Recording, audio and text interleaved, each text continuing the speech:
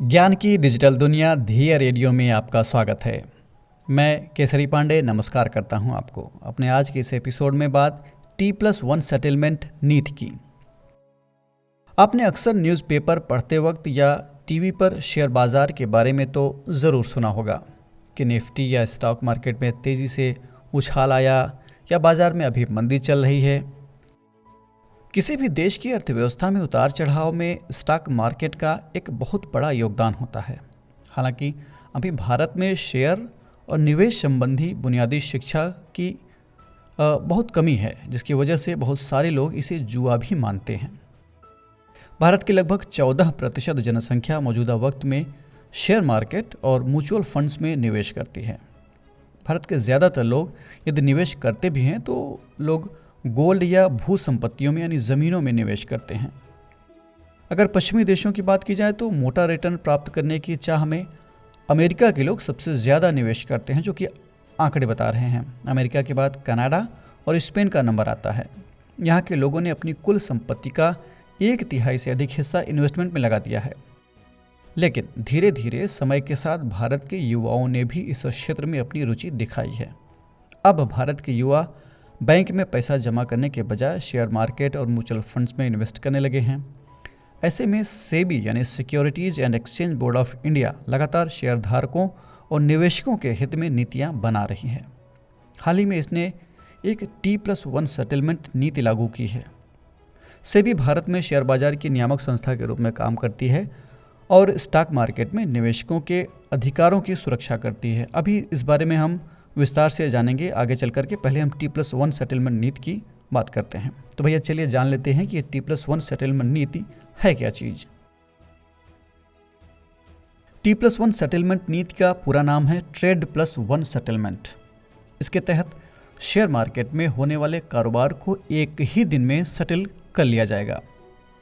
इसे एक उदाहरण से समझते हैं। मान लीजिए आपने सोमवार को यानी मंडे को किसी कंपनी के कुछ शेयर्स को खरीदा, तो ये शेयर अगले दिन यानी ट्यूसडे मंगलवार को आपके डीमैट अकाउंट में क्रेडिट कर दिए जाएंगे। इसी तरह अगर आपको अपने शेयर्स बेचने हैं तो अगले ही दिन आपके ट्रेडिंग अकाउंट में कैश को क्रेडिट कर दिया जाएगा। यानी एक दिन में ये सारा सेटलमेंट क्लियर। ये नीति 27 जनवरी 2023 से लागू भी हो चुकी है। इसके लागू होने से स्टॉक मार्केट ट्रेडिंग में तेज़ी आने की उम्मीद है, यानी तेज़ी आएगी। इसके पहले अभी तक जो व्यवस्था चल रही थी उसका नाम था T+2 सेटलमेंट नीति। इससे निवेश करने या शेयर बेचने में काफ़ी ज़्यादा वक्त लग जाता था। इस व्यवस्था में शेयर बेचने के बाद निवेशक के अकाउंट में पैसा आने में 3 दिन का वक्त लग जाता था। जिस तरह से किसी देश के विकास के लिए सड़कें, रेल यातायात, बिजली और पानी जैसी सुविधाएं सबसे ज़रूरी होती हैं, वैसे ही देश के उद्योगों के विकास के लिए शेयर बाज़ार ज़रूरी होता है। उद्योग धंधों को चलाने के लिए पूंजी चाहिए होता है और ये पूंजी उन्हें शेयर बाज़ार से मिलता है।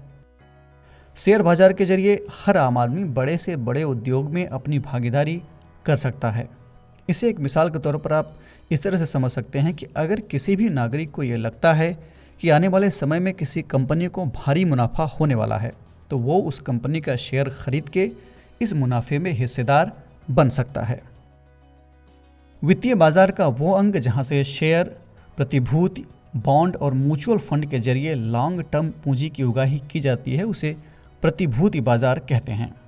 प्रतिभूति बाजार को अंग्रेजी में सिक्योरिटी मार्केट भी कहा जाता है। शेयर बाजार इसी सिक्योरिटी मार्केट का हिस्सा होता है। सिक्योरिटी बाजार में कई प्रकार के लेन देन किए जाते हैं, जिनमें बदला, प्रतिवर्ती बदला, वायदा कारोबार और इनसाइडर ट्रेडिंग जैसे लेन देन शामिल होते हैं। हालांकि इनमें तमाम लेन देन गैर कानूनी भी होते हैं, जैसे कि इनसाइडर ट्रेडिंग का उदाहरण आप ले सकते हैं। भारत में सिक्योरिटी मार्केट के लिए कायदे कानून बनाने का काम भारतीय प्रतिभूति एवं विनिमय बोर्ड यानी सेबी करती है। इसकी स्थापना सेबी अधिनियम 1992 के तहत 12 अप्रैल 1992 को हुई थी। इसका मुख्यालय मुंबई में मौजूद है और नई दिल्ली, कोलकाता, चेन्नई और अहमदाबाद में इसके क्षेत्रीय कार्यालय स्थित हैं। हर सिक्योरिटी बाजार में पूंजी उगाही करने के लिए 2 पूरक बाजार होते हैं, कॉम्प्लीमेंट्री मार्केट होते हैं, जिन्हें प्राथमिक बाजार और द्वितीयक बाजार कहा जाता है। जब किसी व्यक्ति या संस्थान द्वारा किसी कंपनी का शेयर सीधे कंपनी से खरीदा जाए तो इसे प्राथमिक बाजार का कारोबार कहा जाता है, और ऐसे खरीदार को प्राथमिक शेयर धारक के तौर पर जाना जाता है। इसके अलावा जब प्राथमिक शेयर धारक आपस में या किसी और के साथ शेयरों की खरीद बिक्री करते हैं तो इसे द्वितीयक शेयर बाजार कहा जाता है, सेकेंडरी शेयर मार्केट कहा जाता है। किसी भी सिक्योरिटी मार्केट का ज़्यादातर कारोबार द्वितीयक शेयर बाजार में ही किया जाता है, क्योंकि प्राथमिक बाजार में कंपनियां शेयर बार बार नहीं बेचती हैं। पहले शेयरों की खरीद बिक्री मौखिक बोलियों से होती थी और खरीदने बेचने वाले मुजबानी ही सौदे किया करते थे, लेकिन अब ये सारा लेन देन स्टॉक एक्सचेंज के नेटवर्क से जुड़े कंप्यूटरों के जरिए होता है। यानी स्टॉक एक्सचेंज को शेयर मंडी के तौर पर आप समझ सकते हैं।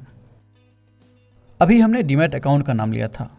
आप में से कई लोग ऐसे हो सकते हैं जो इसको लेकर कंफ्यूज हो, तो चलिए ये संदेह भी आपका दूर किए देते हैं। शेयर बाजार में पैसा लगाने के लिए आम ग्राहक को किसी डीमैट सर्विस देने वाले बैंक में अपना खाता खोलना पड़ता है।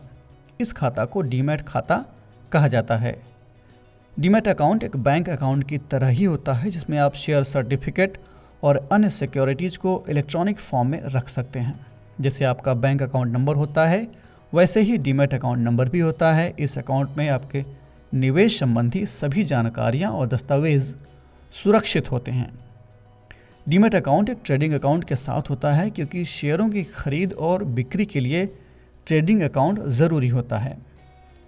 वर्तमान समय में ये पूरी प्रक्रिया पेपरलेस और पहले से अधिक आसान हो चुकी है। एक बार अकाउंट बन जाने के बाद आप घर बैठे ऑनलाइन ही अपने शेयरों की खरीद या बिक्री कर सकते हैं। खैर, इस एपिसोड में इतना ही। हम फिर मिलेंगे एक नए कार्यक्रम के साथ। तब तक के लिए आप हमें इजाज़त दीजिए। नमस्कार।